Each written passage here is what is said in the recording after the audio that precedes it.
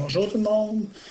Je fais les notes de cours avec vous pour le goût et la langue. En fait, le goût, c'est le nez. Je m'excuse. L'olfaction, c'est le nez, anatomie du nez. Et ensuite, on va faire la langue qui, elle, est responsable du sens qu'on appelle le goût. Alors, je vais donner des explications au fur et à mesure, mais je vais remplir avec vous autres les espaces. Donc, si on s'en va juste ici. Alors, les récepteurs sensoriels de l'odorat sont situés dans la tache olfactive.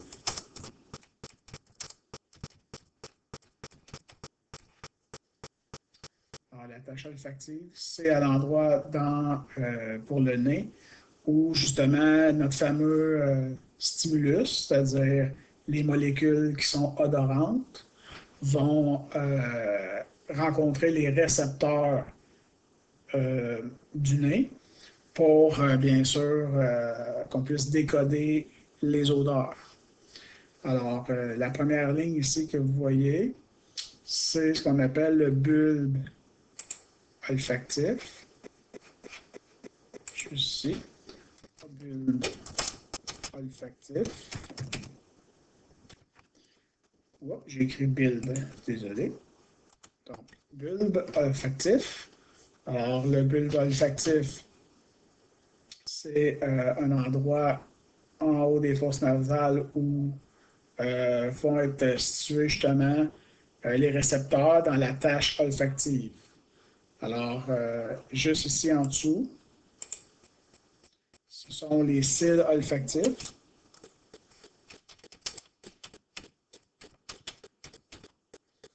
Les cils olfactifs, tantôt je fais un petit schéma, un petit trajet là, de tout ça. Donc, cils olfactifs, je vais y revenir pour une petite description de la fonction. Ensuite, ici, bien sûr, les narines. C'est l'endroit où entre l'air, bien qu'on a déjà vu quand on a fait, euh, en fait qu'on connaît bien. Là. Ensuite, on a les fosses nasales. Les fosses nasales. Puis de ce côté-là, on a le nerf olfactif et la tache olfactive.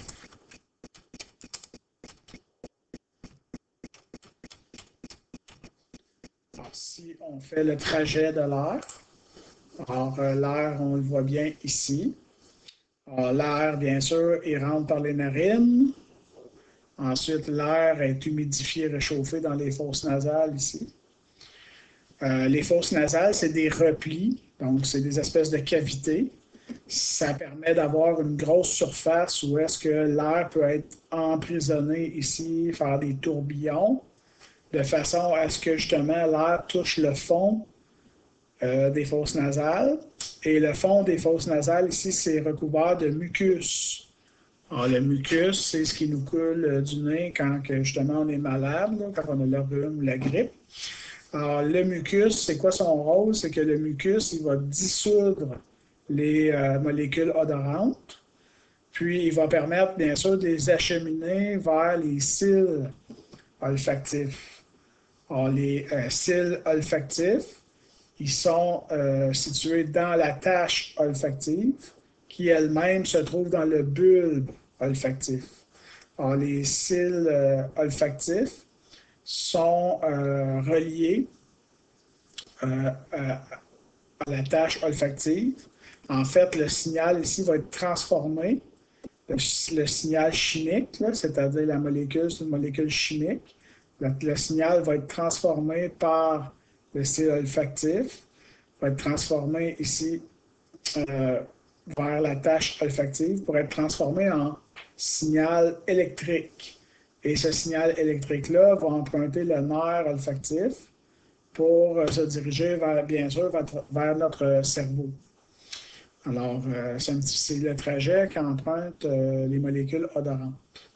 Alors, c'est sûr que les odeurs, on peut en percevoir au moins 10 000 odeurs différentes.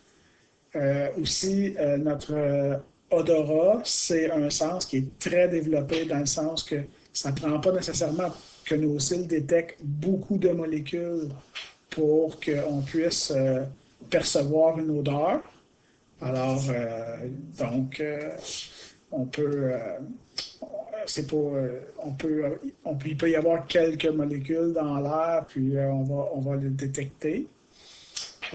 Ensuite, aussi, notre cerveau, ici, il décode les odeurs, mais aussi il les met en mémoire, dans le sens que quand on va sentir quelque chose, ça peut nous rappeler quelque chose. Exemple, je ne sais pas, moi, tu as trouvé un vieux toutou, tu le sens, puis ça te rappelle un souvenir quelconque, ou ça peut être un vêtement dans le sens que tu vas prendre le vêtement de ton ami, ton chum, ta blonde, peu importe, tu vas sentir le vêtement, puis on dit, ah, ça sent lui.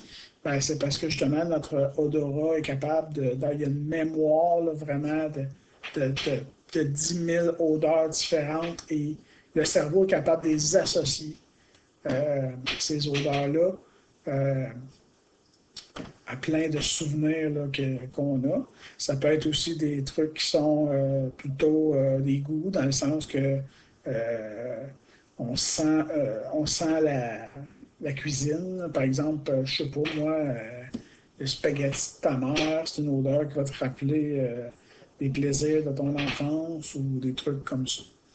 Alors ça, en fait, on dit que l'odorat, c'est le sens qui est le plus connecté avec le cerveau, parce que dans le sens que ici, dans la tâche olfactive, il y a les dendrites, vous savez, les cellules nerveuses, là, nos fameux neurones, sont directement connectés ici.